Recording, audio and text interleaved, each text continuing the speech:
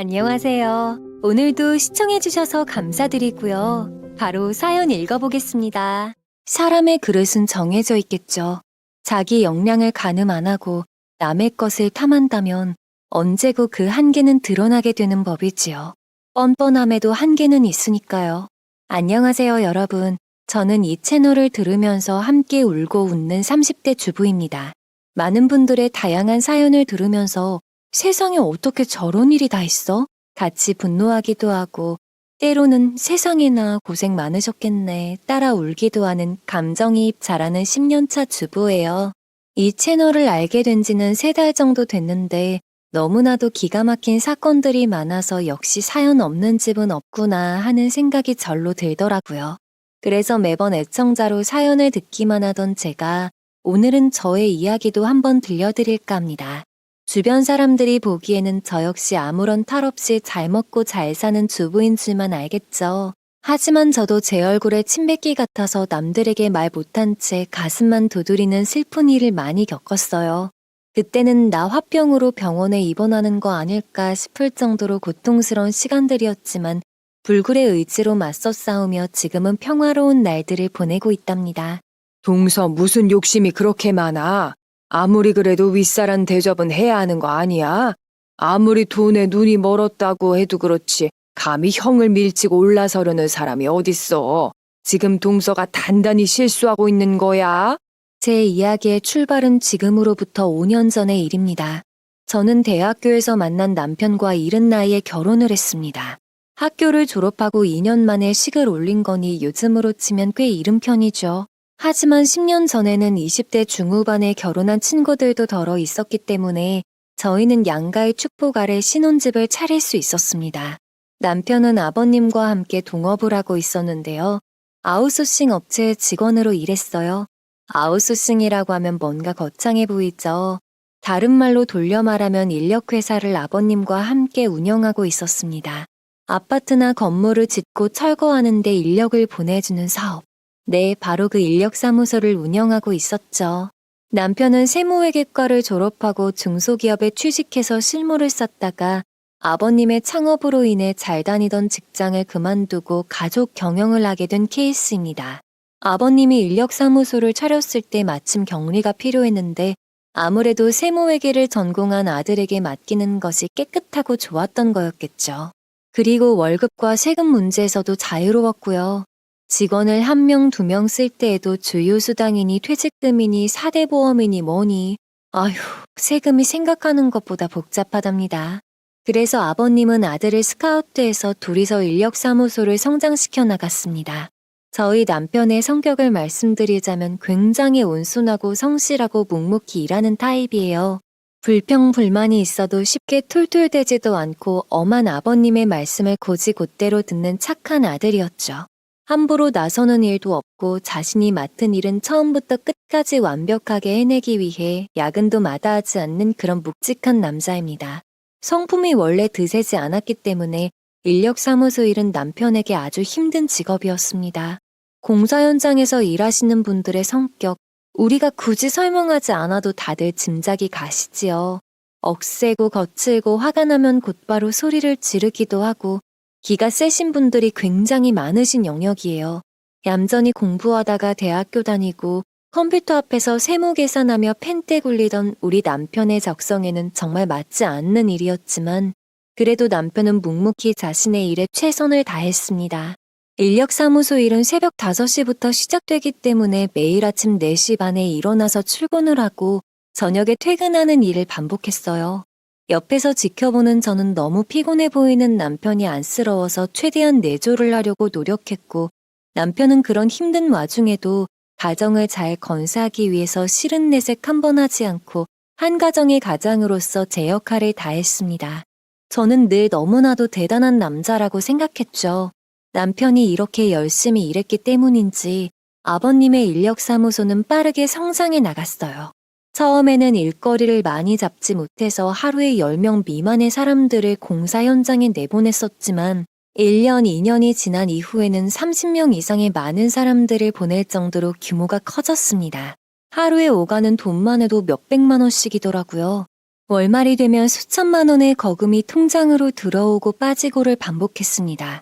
남편은 세금 처리 및 각종 사무 업무를 혼자서 도맡아며 문제가 생기지 않도록 철저히 관리했고, 아버님은 서울 경기 지역의 공사 현장에 영업을 나가시며 일거리를 따오셨습니다. 그렇게 사업체는 탄탄해져 갔고 그럴수록 인력이 더 필요한 상황이 되었습니다. 이때 저희에게 스트레스를 안겨줄 그 사람이 등장합니다. 바로 저희 남편의 형인 아주버님이었죠. 오늘 아버지한테는 경기도 쪽 영업 나갔다고 말해줘라. 혹시라도 무슨 일 있으면 전화하고 나 간다. 아주버님으로 말씀드리자면 저희 남편과 성격이 정반대라고 생각하시면 돼요. 어릴 적부터 집안의 사고 뭉치이자 꼴통이었죠. 아주버님께 어떻게 꼴통이라는 표현을 그리 쉽게 쓰냐고요? 앞으로 이 인간이 하는 짓을 들어보시면 꼴통이라는 말이 약하다는 걸 다들 아실 겁니다. 저희 아주버님은 한쪽 귀가 잘 들리지 않는데요. 이 장애도 고등학교 때 주변 학교와 패싸움을 하다가 정통으로 귀 쪽을 맞아버린 일 때문이에요. 그래놓고도 정신을 못 차려서 또 싸움판에 휘말렸다가 결국 고등학교를 미처 졸업하지도 못하고 한량처럼 살고 있는 답없는 철부지이죠. 저는 연애 시절에 한 번 아주버님을 사적으로 만난 적 있었습니다. 그 철부지 아주버님이 남편에게 여자친구가 있다는 걸 알게 되자 제 친구를 소개시켜달라는 뚱딴지 같은 말을 한 것 때문에 어쩔 수 없이 식사 자리를 갖게 된 거죠. 생각이 있는 남자라면 남동생의 여자친구에게 여자 소개시켜달라는 말을 하겠어요?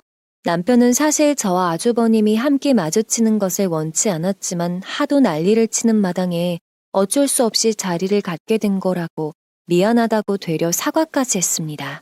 껄렁껄렁한 태도부터 시작해서 쓰는 말투하며 어디 하나 남편이랑 닮은 구석이 없던 아주버님.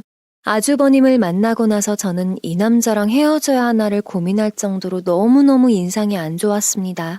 하지만 남편의 착실하고 성실한 성품과 함께 보낸 연애 시절 때문에 쉽게 헤어질 수 없었죠. 그리고 그 당시에는 아주버님이 지방에 내려가서 일을 하고 있던 상황이었기 때문에 그래 최대한 아주버님하고는 엮이지 말아야지 생각하며 결혼을 하게 된 것입니다. 저는 그런 볼품없는 남자는 평생 결혼도 못하고 혼자 노총각으로 살 줄 알았는데 집신도 짝이 있다는 말이 맞았습니다. 아주버님은 자기보다 나이가 5살이나 많은 여자와 만난 지 6개월 만에 결혼식을 올렸고 지방에 있다가 다시 서울로 이사를 오게 되었습니다. 지방에서 연애하고 지방에서 만난 사람들이라면 평생 그곳에 정착해서 살 것이지 대체 왜 서울에 올라오는지 저는 탐탁치 않았습니다. 워낙 시한폭탄 같은 남자였기 때문에 분명 가까이에 살면 좋지 않은 소식을 듣게 될 것 같다는 짐작 때문이었습니다. 아니나 다를까 아주버님은 다니던 직장을 때려치우고 아버님과 저희 남편이 읽어놓은 회사에 빨대를 꽂듯 끼어들게 된 거죠.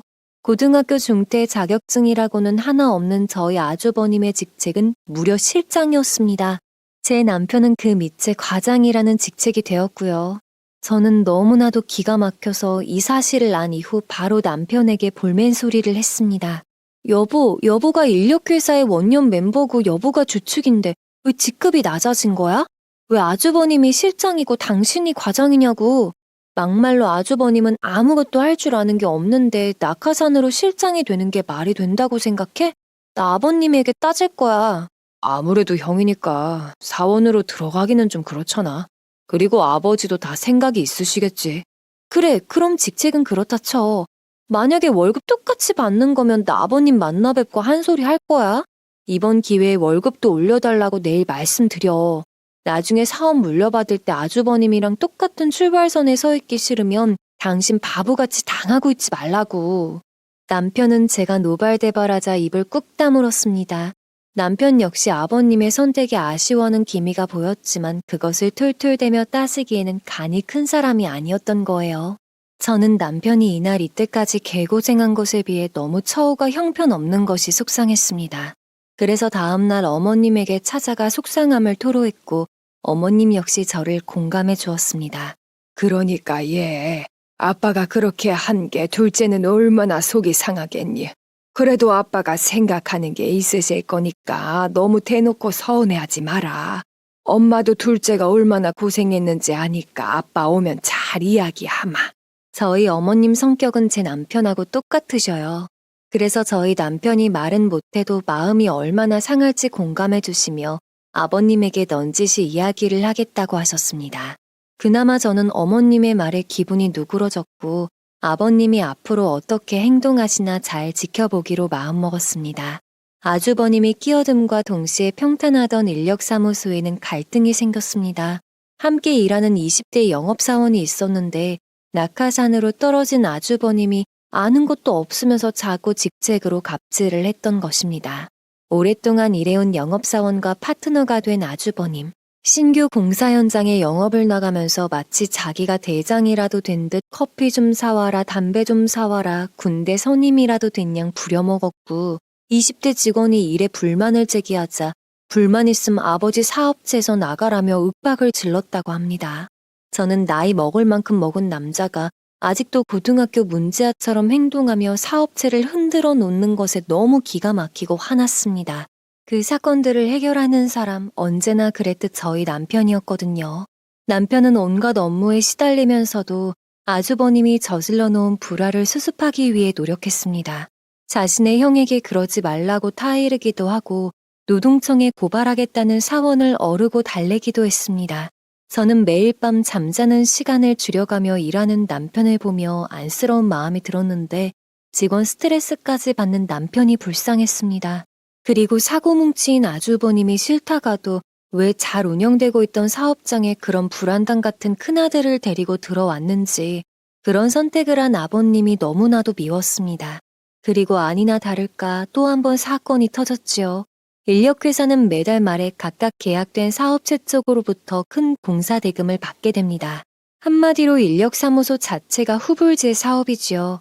월 초에는 갖고 있던 사업 자금을 이용하여 인부들에게 일당이 지급되고 말일이 되어서야 S사, H사, G사 등등 건설업체 쪽으로 대금을 청구받는 시스템입니다. 그래서 남편의 일은 매달 말일에 무척이나 바빠지고 남편은 화장실 갈 시간도 없이 계산서를 발행하고 금액을 맞추고 정신이 없어집니다. 그런데 갑자기 금액이 몇백만 원이나 펑크가 났던 것입니다. 남편은 자신의 전산 프로그램에 마이너스가 뜬 것을 찾기 위해 밤이 새도록 검토를 했고 결국 이유를 알 수 있었죠. 아주버님이 해야 할 일을 제대로 처리하지 못해 손실이 난 것을 파악해냈습니다. 아주버님이 미리 챙겨두어야 할 서류를 분실했던 거였죠. 형, 저번에 미리 올려둬야 했던 서류 대체 어디에 놨어? 그게 없으면 우리가 청구하지 못한다고 말했잖아. 아무리 찾아봐도 없어. 이거 내일까지 해결해야 하는데 어떡할 거야? 없어? 그럼 나는 모르지. 안 줄 알았는데 없으면 없는 거야. 다음 달 청구권 좀 미리 땡겨서 빵꾸 막을 순 없냐? 너가 좀 해결해봐. 결국 남편은 아주버님이 저질러 놓은 사건을 해결하기 위해 3일이나 집에 들어오지 못했고 자신이 발벗고 나서서 업체 쪽으로 다시 서류를 요청하고 스캔하고 등록하는 복잡한 과정을 거치며 무사히 상황을 해결했습니다. 영업직으로 일하고 있던 무책임한 아주버님은 사무실의 피곤한 상황을 전혀 공감해주지 못했습니다. 단지 수고했다는 말 한마디로 끝내버렸습니다. 남편은 그 사건으로 인해 며칠 동안 스트레스성 위험을 알았어요. 저는 당신의 둘째 아들이 이렇게 고생하고 있는 것을 아버님은 알아주셔야 한다고, 큰아들이 이렇게 사람을 힘들게 한다고 일러바치고 싶었습니다. 기회만 되면 이 모든 사건을 아버님 귀에 흘러 들어가도록 만들어야지 이를 갈았습니다. 아주버님이 함께 일을 시작한 지 1년 정도가 지나자 사소한 실수들이 하나둘 줄어들었고 다행히 남편의 업무도 차츰 안정화되었습니다. 아주버님은 특유의 뻔뻔함과 친화력으로 영업을 곧잘 했습니다. 남편은 자신의 성격에 맞게 회계 업무와 서류 작업을 도맡아 하며 업무의 분담이 체계화되어 갔습니다. 사업체의 영업이익이 슬슬 가시화될 정도로 탄탄해져 갈 무렵 아버님의 생신날이 찾아왔습니다. 우리는 오랜만에 모두 모여 식사를 하게 되었죠. 아주버님 내외를 참 오랜만에 만나는 자리였습니다. 아주버님은 오랜만에 만난 저에게 천연덕스럽게 인사를 건네왔고 저는 스트레스 덩어리인 인간이지만 최대한 티를 내지 않기 위해 웃으며 맞이하였습니다. 형님은 꽤 깐깐한 스타일의 여자였는데 예전보다 더 살이 빠져서 얼굴이 거의 해골처럼 변해 있었습니다. 형님은 자신의 속내를 비추는 법이 없는 사람이어서 항상 어느 정도의 거리를 두고 멀리서 지켜보는 스탠스를 취했습니다. 이번에도 저와 남편을 관찰하듯 쳐다보며 우리가 나누는 대화에 참여는 하지 않지만 귀를 쫑긋 세운 느낌으로 자리를 지켰습니다.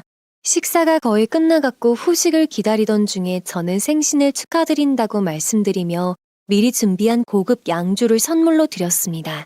아버님이 워낙 애주가셨거든요. 아버님은 너무 고맙다며 좋아하셨어요. 곁눈질로 슬쩍 보니 형님은 따로 준비한 선물이 없어 보이더군요.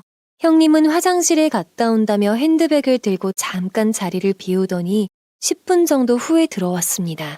그리고는 생신 선물이라며 아버님께 흰 봉투를 건넸습니다. 누가 봐도 방금 ATM기에서 현금을 뽑아온 것 같은 느낌이었어요. 아버님도 차마 눈치를 채신 것 같았지만 잘 쓰겠다며 받으셨습니다. 저는 평소에 연락도 자주 드리고 어머님과의 교류도 잦아서 시댁과 가깝지만 형님은 워낙에 개인주의 성향이다 보니 이런 큰 모임 아니면 어머님, 아버님과 따로 연락하는 것 같지 않았습니다. 그래도 그렇지 1년에 한 번뿐인 아버님 생신에 빈손으로 오다니 저는 형님이 이해되지 않았지만 뭐 그 사람 성격이겠거니 생각하기로 했죠. 그렇게 모임이 끝나갈 무렵 아버님께서는 하실 말씀이 있으시다며 운을 띄우셨습니다. 이제 어느 정도 자리를 잡았구나. 그동안 수고 많았다. 특히 둘째, 사업 초기부터 맨 땅에서 회사 경영하느라 힘들었을 텐데 여러모로 고맙다. 너 아니었으면 이만큼 성장하기 힘들었을 거다. 조만간 나 없어도 너네가 사업 자체를 주도적으로 이끌어 갈 수 있게 해라. 아버님이 환갑을 넘긴 나이셨기 때문에 사업을 아들에게 물려주겠다고 말씀하셨습니다. 저는 사업 초창기 멤버로 아버님이 모르는 모든 회사 작업까지 다 진행하고 있는 남편에게 앞으로 너가 이끌어가거라 라고 말씀하시는구나 느꼈습니다. 아버님 역시 남편을 보며 이야기하셨기 때문입니다. 아버님의 느릿느릿한 이야기를 듣고 있던 남편도 아버님을 보며 고개를 끄덕였습니다. 그런데 반대편에 앉아있던 아주버님이 눈치도 없이 끼어들었습니다. 아버지, 요즘 경기가 어려워서 그런지 수주 따내는 게 예전 같지 않더라고요.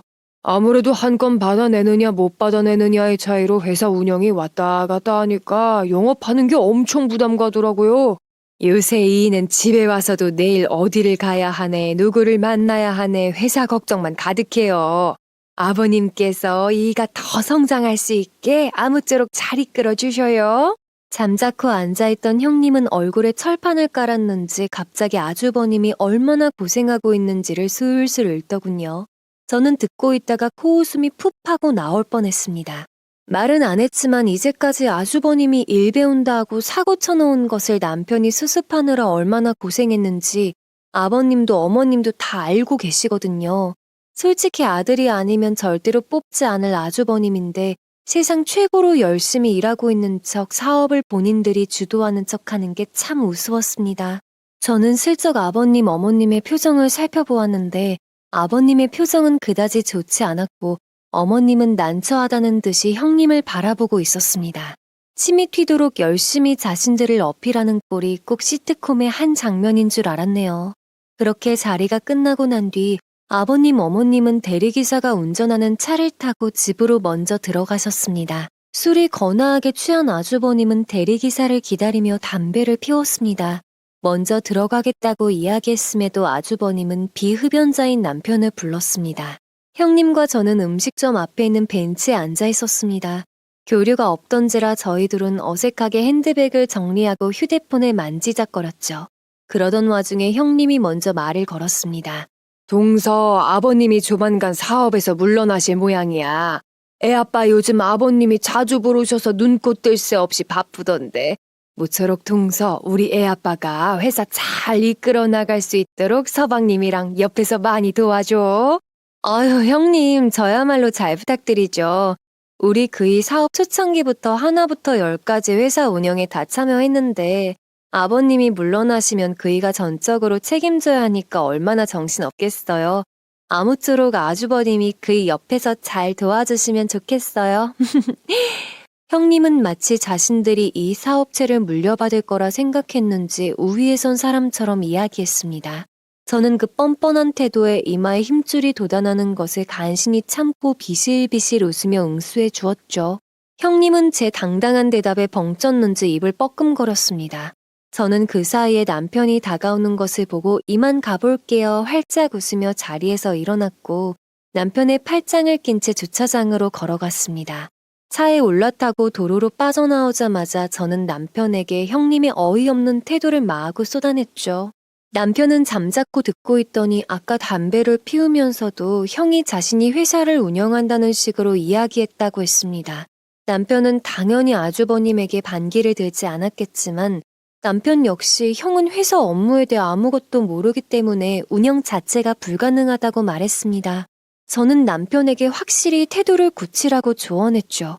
생각도 없고 무대뽀인 아주버님이 선수치지 못하게 단단히 못 박아두라고 말했습니다. 무능력하면서 욕심만 그득한 아주버님이 이때까지 아버님과 당신이 읽어놓은 사업체를 가로채려고 하지 못하게 꼭 단돌이 잡으라고 일침을 가했죠.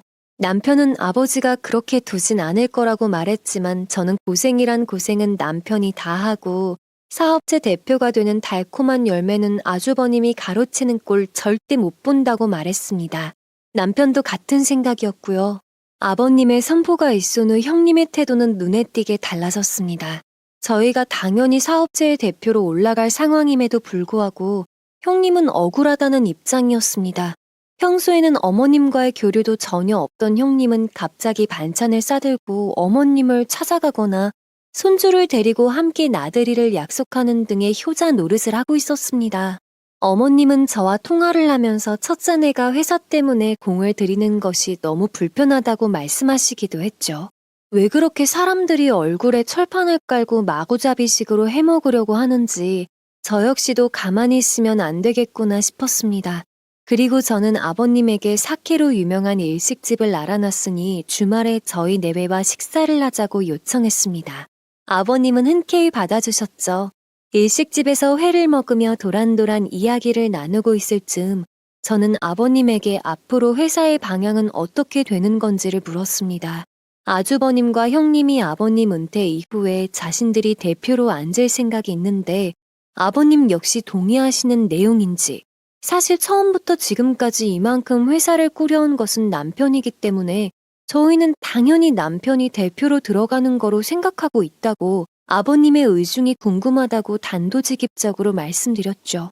아버님은 조금 생각에 잠기시는 듯 하더니 말씀하셨습니다. 인력사무소에는 워낙 거친 사람들과 돈이 움직이는 사업이기 때문에 배포가 있는 대표가 필요하다고 설명하셨습니다. 미뤄지는 대금을 받으러 가서 한바탕 하는 일도 부지기수고 다른 업체들과의 교류에서 손해보는 일이 생기면 큰 소리를 내가며 이익을 주장해야 되기도 하다며 말이죠. 남편은 사무의 전반적인 운용이 빠삭하고 업체가 이만큼 성장하기 위해 대단히 공로가 큰 것은 맞지만 워낙 심성이 차분하고 조용해서 대표라는 직함으로 운영하는 게 가능할는지 아직은 확신이 안 선다고 하셨습니다. 그래서 남편이 앞으로 어떻게 바뀌는지 어떻게 갈등을 해결하는지에 따라 나중에 대표가 누가 될지 결정될 거라고 말씀하셨습니다. 아무리 첫째가 머리에 든 거 없고 사고만 치며 살아왔다지만 사람들 상대하면서 기죽지 않고 해결할 일들을 나름 잘 풀어나가고 있다고도 하셨습니다. 그 이야기를 듣고 있던 남편은 깊은 생각에 빠진 듯 했습니다. 저는 당연히 아버님이 둘째 아들이 메인이다 라고 말씀하실 줄 알았는데 예상치 못한 답변에 조금 당황스러웠습니다. 하지만 아버님의 말에도 일리가 있었기 때문에 어떤 의미인지 잘 알겠다고 대답했습니다. 그리고 남편이 대표에 걸맞는 사람이 될 수 있도록 옆에서 내조를 잘하겠다고 했지요. 그날 이후부터 저는 남편에게 당신은 유능하고 논리적인 사람이니 필요할 때마다 어떻게 행동해야 하는지 잘 파악하라고 응원했습니다. 남편 역시 이 일에 오랫동안 노출되어 온 터라 생태가 어떻게 흘러가는지 아버지가 어떤 의미로 말씀하셨는지 이해된다고 자신이 변해야겠다 했습니다. 그렇게 우리가 회사의 대표가 되기 위한 변화를 시도하고 있을 때 뜬금없는 전화가 걸려왔습니다. 바로 평소에는 왕래가 전혀 없던 형님이었습니다. 동서, 곧 돌아오는 어머님 생신 때엔 우리 돈을 좀 모아서 좋은 선물 하나 해드리는 건 어때? 각자 자잘자잘한 선물 말고 모아서 큰 놈으로 드리는 게 어떨까 싶어서. 그동안 어머님한테 제대로 된 선물한 적 한 번 없는 게 나는 마음이 좀 쓰이더라고. 저야 좋죠. 뭐가 좋을까요? 아직 시간이 있으니 그건 차차 고민해보기로 하고, 내가 문자로 계좌 보낼게. 회비 개념으로 100만 원 보내줘. 저는 100만 원이라는 큰 액수에 놀라서 너무 많은 금액인 거 아니냐고 말했습니다. 형님은 선물도 사고 음식집도 예약할 겸 회비 개념으로 모으는 거니 사실 그렇게 부담되는 금액은 아니라고 제 입장을 자기 마음대로 대변하더라고요. 아니, 이때까지 생일마다 제대로 챙기지 않은 사람은 본인이면서 왜 저까지 무개념인 자기와 똑같이 엮는 건지 짜증이 났습니다. 하지만 이제껏 저에게 잘 대해주신 어머님에게 그래, 회갑 기념으로 큰 선물 드리는 셈 치자 마음먹으며 저는 형님이 보내온 계좌에 100만 원을 이체했습니다. 그리고 어떤 선물을 드리는 게 좋을지 제 나름대로 인터넷 서핑을 해가며 가방이며 화장품을 둘러보았습니다. 시간이 흘러 어느덧 어머님의 생신날이 코앞으로 다가왔습니다. 저도 하루하루를 바쁘게 사는 평범한 주부다 보니 어머님의 생신을 며칠 남겨두지 않은 시점에서 문득 어떻게 진행되어 가는 건지 궁금해졌습니다. 몇 번이나 형님에게 전화를 걸고 문자를 보냈지만 좀처럼 연락이 되지 않아 무슨 일이 생긴 건가 싶었습니다. 그러다 결국 어머님에게 전화를 걸어 곧 생신이신데 어디 가고 싶은지를 물어보았죠. 그런데 수화기 너머로 들려오는 어머님의 대답은 충격 그 자체였습니다. 내일 모레 큰애네랑 같이 제주도 여행 가기로 했다. 아니 글쎄 큰애가 내 생일에 맞춰서 제주도 비행기를 끊어놓고 식당이랑 숙소도 잡아놨다지 뭐라니. 너네랑도 같이 가면 좋을 텐데 회사를 쉴 수 없다고 하는 바람에 우리끼리만 가게 된 것이 너무 아쉽다 얘. 제주도 여행이요? 형님이 제주도 여행을 계획했다고요? 그래. 작은 애는 알고 있어서 너도 들은 줄 알았는데 아직 전달 못 받았니? 아무튼 내가 오랜만에 비행기 타고 놀러 간다니 신이 나가지고 오늘은 시장에 가서 잠바도 하나 샀단다. 어린애처럼 즐거워하는 어머니에게 초치듯 형님이 한 행동을 일러 바칠 순 없었기에 저는 조심히 다녀오라고 말씀드린 뒤 전화를 끊었습니다. 저에게 부탁한 회비 개념의 돈을 가지고 자기네들 잘 보이기 위한 여행을 몰래 도모했다는 사실이 너무나도 기가 막히고 어이가 없었습니다. 퇴근하고 돌아온 남편에게 물었더니 남편은 태연하게 알고 있었다고 대답했습니다. 아주버님이 진즉부터 이야기했다고 부모님 모시고 잘 다녀오라며 본인은 또 50만 원을 보태줬다고 합니다. 저는 형님이 제게 보낸 문자 메시지를 보여주며 나에게 했던 말을 그대로 말해줬습니다. 남편 역시 뒤통수를 맞은 것처럼 멍해져서 입을 꾹 다물었습니다. 저는 얌체 같은 형님을 가만두지 않겠다고 노발대발했지만 남편은 기왕 이렇게 된 거 부모님들이 여행을 다 다녀오고 나서 따로 이야기하는 게 좋겠다며 말렸습니다. 어머님의 생일이 될 때까지 형님은 저의 전화와 문자를 모두 씹었고 2박 3일의 여행이 끝난 뒤 마치 몰랐다는 듯 태연하게 제게 전화를 걸어왔습니다. 어머 미안해 동서. 내가 폰을 잘못 만져서 갑자기 동서 번호가 스팸함으로 들어가 있었던 거 있지. 남편이 폰 보다가 오늘 알려줘서 겨우 풀었어. 미안. 형님, 저에게는 어머님 생신 준비 같이 하자고 하셔놓고는 혼자서 계획했다는 듯이 어머님, 아버님 모시고 여행 가시는 게 어딨어요. 저한테 일부러 그러신 거예요? 그게 무슨 소리야. 내가 동서한테 얘기 안 했었어? 서방님이 출근한다고 해서 대신에 우리가 모시고 다녀오겠다고 이야기했었잖아. 내가 말 안 했었나? 아이고 내 정신 좀 봐. 나는 내가 동서한테 말한 줄 알고 있었는데 내가 말을 안 했었나 보네. 너무 미안해. 형님은 자기가 말을 한 줄 알았다고 하며 수화기 너머로 마귀같이 깔깔 웃었습니다. 저는 부들부들 떨리는 손을 간신히 진정하고 그렇다면 내 선물은 내가 직접 할 테니 저번에 드렸던 돈을 다시 돌려달라고 말했습니다. 하지만 형님은 서방님네와 같이 준비한 여행이라는 것을 이미 시부모님께 말씀드렸다며 돈은 돌려줄 수 없다고 했습니다. 우리가 같이 모시고 가신 걸로 쳐야지 이미 여행 경비로 쓴 걸 어떻게 다시 돌려주냐면서 오히려 저를 이상한 사람 대하듯 말하는데 어쩜 이렇게 사람이 뻔뻔하고 낯짝이 두꺼운 건지 저는 이가 바득바득 갈렸습니다. 치졸한 형님은 서방님과 동서가 보태준 돈으로 두 분 다 맛있는 거 잡수시고 예쁜 곳 가서 사진도 많이 찍으셨다며 너무 고마워하셨다고 했습니다. 제주도 2박 3일 여행의 경비가 150만 원이면 엄청 넉넉한 돈입니다. 사실상 저희 내외의 돈 150만 원으로 두 분 여행을 보내드린 거나 다를 바 없는데 생색은 형님과 아주버님이 낸 것이 정말 배신감 느껴졌습니다. 저는 통화를 끊고 난 뒤 인터넷으로 비행기 표값, 음식값, 자동차 렌트비, 숙박비 등을 대략적으로 검색해서 금액을 계산해 보았습니다. 200만 원 정도 나오더군요. 네 사람이서 2박 3일을 여유 있게 놀다 올 정도의 금액은 200만 원 가량이었습니다. 결론적으로 형님 내는 돈 50만 원 정도로 시부모님께 효도 여행을 자기네들이 통 크게 쏜 것처럼 만들었다는 것입니다. 아무리 시부모님에게 우리의 돈이 포함된 금액으로 온 거라고 말했다 해도 그게 어떻게 모시고 갔던 부부보다 크게 느껴지겠나요? 그리고 그렇게 말할 사람이었으면 이런 개수작은 진즉에 부리지도 않았겠죠. 여행을 다녀온 뒤 저는 어머님을 따로 만나 점심 식사를 하며 선물을 드렸습니다. 그리고 넌지시 제주도 여행은 어떠셨냐고 물었지요.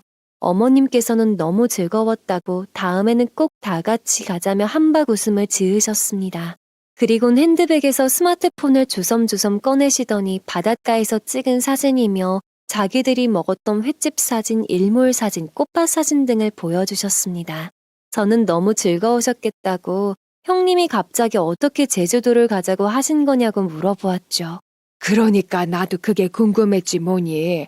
사실 큰애는 낯도 많이 가리고 말 수도 없었고 너랑 나 사이처럼 가까이 지내지도 않았었는데 갑자기 이렇게 여행 준비를 다 해주다니 참 너무 고마워서 내가 마지막 밤에는 손을 꼭 잡고 눈시울을 붉혔지 뭐니. 형님이 아이디어를 직접 내신 거예요? 여행 준비도 다 혼자 하시고? 그러니까 4명이서 밥 먹어야지, 잘 숙소도 잡아야지, 이곳저곳 관광지도 예약해야지. 생각해보면 큰 돈 들었을 텐데 없는 살림에 엄마 기분 좋게 해준다고 한턱 쏜 거지 뭐. 저는 어머님의 말을 끝으로 고개를 푹 숙이며 어깨를 들썩였습니다. 어머님은 즐겁게 이야기하시다가 갑자기 훌쩍이는 저를 보고는 깜짝 놀라시며 왜 그러냐고 달래셨죠. 저는 어머님이 흔드는 것에도 아랑곳하지 않고 고개만 가로저으며 아무것도 아니라고 말했습니다. 어머니는 왜 그러는지 얼른 이야기해보라고 하시며 괜히 너한테 큰애처럼 해달라 부담을 지우는 건 아니라고 미안하다고 말씀하시며 자신을 자책하기 시작했습니다. 저는 휴지로 눈꼬리를 찍으며 크게 숨을 고르는 척하고 사실은 하며 운을 뗐습니다. 사실은 어머님, 형님이 어머님 생신 전에 저에게 전화를 해서 이번에 어머님 생신 때 좋은 선물을 하자고 하며 100만 원을 붙여달라셨어요. 저는 어머님의 생신에 다 같이 고급 레스토랑에 가거나 좋은 가방을 사는 건 줄 알고 기대하고 있었거든요. 그런데 어머나, 큰애가 그런 이야기를 했어? 어머님 생신이기 며칠 전부터 형님한테 아무리 연락을 해도 전화도 안 받고 답장도 없는 거예요. 그래서 제주도 여행 가신다는 거 어머님한테 처음 들은 거예요. 저는 형님이랑 어머님 생신 같이 준비할 줄 알았는데 그렇게 형님 혼자서 처리해버리니 제 입장은 정말 어머님 그 여행 경비 저희가 같이 준비했다는 거 들으셨어요? 어머님은 눈이 동그래지셨고 몰랐다고 말씀하셨습니다. 역시나 형님은 저희가 드린 돈도 포함된 여행이라는 말은 단 한 소절도 입에 담지 않았던 것입니다. 어머님은 그런 일이 있었다는 것은 금시초문이며 오히려 이 회감 여행을 위해서 1년 전부터 적금을 들어왔고 그 돈을 이용해서 이번 여행을 준비했다는 말을 들었다고 하셨습니다. 형님은 금방 들통날 거짓말을 그렇게 신나게 어머님 앞에서 늘어놓았던 것이지요. 어머님은 충격을 먹었다는 듯 얼굴이 사색이 되셨고 서운해하는 저의 등을 토닥이시며 전혀 몰랐다고 큰애가 대체 왜 이런 일을 꾸몄는지 이해되지 않는다고 말씀하셨습니다. 저는 이때까지 왕래도 많지 않았던 형님이 아버님 사업 인계 얘기 이후로 너무 달라져서 이상하다고 슬쩍 이야기를 꺼냈죠. 어머님은 고개를 끄덕이시며 세상에를 연발하셨습니다. 이후엔 이마를 짚으셨고 이번에는 제가 오히려 어머님의 어깨를 감싸 안으며 위로를 드렸죠. 사실 어머님이 사진 자랑이 끝나자마자 이번 사태를 그냥 묵과해서는 안 되겠다는 생각이 제 뇌리를 스쳤습니다. 그리하여 제주도 여행의 실제 자본은 우리의 몫이었으며 형님이 그 자금을 몰래 가로챘다는 사실과 더불어 이간질하듯 꾸민 계략까지 일타삼피로 모조리 어머님께 알려드릴 수 있게 되었습니다. 어머님은 이때까지 형님에게 고마운 마음을 가졌던 자신이 후회스럽다는 듯 미간을 찌푸리시고는 그런 애인 줄 정말 몰랐다며 혀를 차셨습니다. 싹싹하지 않더라도 사람이 정직해야 되는 거라며 그런 행동을 하고도 어떻게 가족이라고 부를 수 있겠냐며 형님의 흉을 보기 시작했습니다. 저는 괜히 말씀드린 것 같아 후회스럽다는 마지막 혼신의 연기까지 끝내고는 어머님과 헤어졌습니다. 이 사건을 계기로 저는 더욱더 아주버님과 형님에게서 질 순 없다는 생각을 하게 됐죠. 더 이상 바보처럼 당하지 않겠노라. 이번에야말로 확실하게 결판을 지어야겠다 마음먹었습니다. 남편이 읽어놓은 회사를 위해서 그리고 야무지고 똑똑하고 시부모님들과 잘 어울리는 며느리의 역할을 위해서라도 가만히 앉아있으면 절대로 안 되겠다고 주먹을 꾹 쥐었습니다. 그런 도중에 저에게 또 하나의 사건이 발생했습니다. 사고뭉치 천덕꾸러기 기질이 사주팔자에 들어있는 그 아주버님이 또 대단한 일을 만들어버린 것이었습니다. 인력회사에 나오는 사람들에게는 자신들만의 특별한 자격증 혹은 기술로 일을 하는 경우도 있지만 허드렛 일이나 힘쓰는 일, 말 그대로 막노동을 하면서 매일매일 생계를 꾸려나가는 사람들도 있습니다. 대부분의 경우가 후자이기에 산업 현장에서 부상을 입는다면 산업재해로 신고하여 어느 정도의 보상금을 받을 수 있도록 다 법적 조치가 취해져 있었죠. 그런 불미스러운 일이 발생했을 때 회사와 노동자 그리고 연계된 사무실에서 반드시 해야 하는 일종의 루틴 같은 것이 미리 있다는 뜻입니다. 어느 날 20대 중반의 젊은 노동자가 한 건설 현장에서 다리를 다치는 일이 발생했습니다. 성실하게 일했던 친구였기에 남편의 회사에 자주 출근하던 청년이었고 다리 부상이 꽤 심각하여 2주 정도는 일을 나가지 못하는 병원 진단이 떨어졌습니다. 그날 남편은 밀린 공사 대금을 받는 업무 때문에 사무실이 아닌 외근을 하고 있었고 철부지 아주버님이 제대로 다루지도 못하는 전산 프로그램 앞에서 허덕이는 중이었습니다. 그때 사무실로 그 청년의 연락이 왔고 마침 서류 작업 때문에 스트레스를 잔뜩 받은 아주버님이 그 전화를 받게 되었습니다. 청년은 자신의 사정을 이야기하며 조치를 취해줄 것을 요구했는데 아주버님이 뭐 아는 게 있겠나요? 그건 대개 사정이지 우리 사무소에서 해결해줄 문제가 아니다. 왜 본인이 일하다가 다친 것을 우리한테 해결해달라 말라 하는 거냐? 우리는 사람만 보내는 업체이기 때문에 현장에서 사건 사고가 터진 것은 현장 책임자한테 해결하라고 해라. 우리는 모르는 일이다를 연발하며 청년에게 큰 소리를 지르기까지 했습니다. 이에 화가 난 청년은 노동청에 아버님의 사무소를 신고하였습니다. 여기에 그치지 않고 국민신문고며 각종 뉴스 제보 SNS에도 자신의 억울함을 호소하는 글을 올리게 된 것입니다. 민원을 받은 현장 역시도 즉시 사무소에 연락을 하여 왜 일을 이렇게 말도 안 되게 처리하느냐며 불같이 화를 냈습니다. 이쪽 업계는 노동자끼리의 네트워크가 꽤 거미줄처럼 연결이 되어 있습니다. 어디 사무소는 돈을 늦게 지급해준다. 어디 사무소는 새벽 일찍 출근해도 일이 쉽게 잡히지 않아 허탕을 치고 돌아오기도 한다 등등의 소문이 입에서 입으로 퍼져가며 좋지 않은 사무실로 찍히게 된다면 노동자들이 다른 인력 사무소를 찾아가는 일이 허다하지요. 아버님의 사무실은 현장에서 다쳐도 산업재해 신고를 미루는 업체로 입소문이 흘러가기 시작했고 공사 현장들 역시도 저희 사무실에 인력을 요청하는 일이 크게 줄어들었습니다. 대체 너는 일을 어떻게 하고 다니는 거야? 이 일 때문에 이번 달 손실이 얼마나 크게 나는 줄 알고 있는 거냐? 왜 할 줄도 모르는 일을 나서가지고 이런 사단을 만드는 거냐고? 아니, 아버지, 전 그게 아니라 당연히 우리가 처리하는 게 아닌 줄 알았죠. 현장에서 다친 것을 왜 우리한테 말하는 건지 이해가 안 되잖아요. 그냥 알아서 하라고 하면 되는 줄 알고. 처음에 이런 상황을 몰랐던 아버님. 이상하게 일감이 줄어드는 것이 이상했던 아버님은 한 현장 업체와 통화를 하게 되며 본 사건을 뒤늦게 알게 되었습니다. 만약 아주버님이 이 일을 일찍 남편이나 아버님에게 이야기했더라면 좀 더 빠르게 수습될 수 있었을 텐데 자기가 잘못한 줄도 몰랐던 아주버님은 호미로 막으면 되는 것을 가래로도 못 막을 정도로 일을 키워놔 버린 것입니다. 아버지, 어차피 엎질러진 물이에요. 형한테 더 이야기해봤자 달라지는 거 없습니다. 잠깐 기다려보세요. 제가 이런 사건은 많이 해결해봤으니 연락해보겠습니다. 가급적이면 1에서 2주 안으로 바로 잡도록 할 테니 기다려주세요. 이때 남편은 기지를 발휘해서 사건을 해결해 나갔습니다. 남편은 이런 케이스의 상황을 여러 번 해결한 경험이 있기 때문에 해결 방안을 모두 알고 있었던 거죠. 물론 사람을 상대하는 일이기에 이 일만 잘 해결된다면 아버님에게도 높은 신뢰를 쌓을 수 있었던 절호의 찬스였고요. 먼저 남편은 다쳤던 청년과의 통화로 산업재해 보상금을 지급받을 수 있게 도와주었고, 오해가 불거졌던 현장을 하나하나 방문하며 정중히 상황을 설명하고 사과를 했습니다. 또 해결이 완료되었다는 입소문이 다시 돌 수 있도록 사무실에서 오랫동안 얼굴 도장을 찍었던 사람들에게 커피 한 잔씩을 대접하며 부탁을 했던 것이죠. 아버님 눈에는 항상 사무실에서 키보드만 두들길 줄 알았던 남편.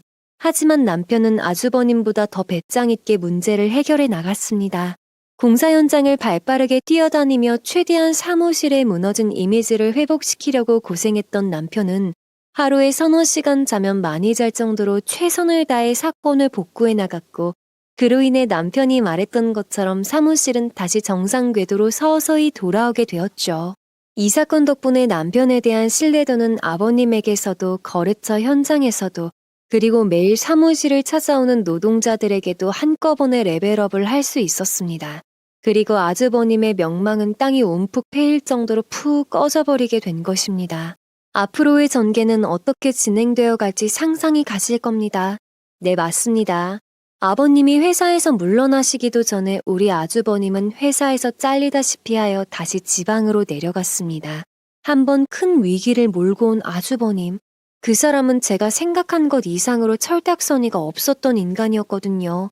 그 사건 이후에 제정신을 차리고 다시 열심히 해도 모자랄 판국에 아버님의 눈밖에 났다는 사실을 불쾌해하며 일을 더욱 엉망으로 해버렸던 거죠. 아휴, 거기에 플러스 저희 남편에게 자신이 저질렀지만 수습되지 않은 여러 가지 일들을 고백하며 해결해달라고 부탁하기도 했다네요.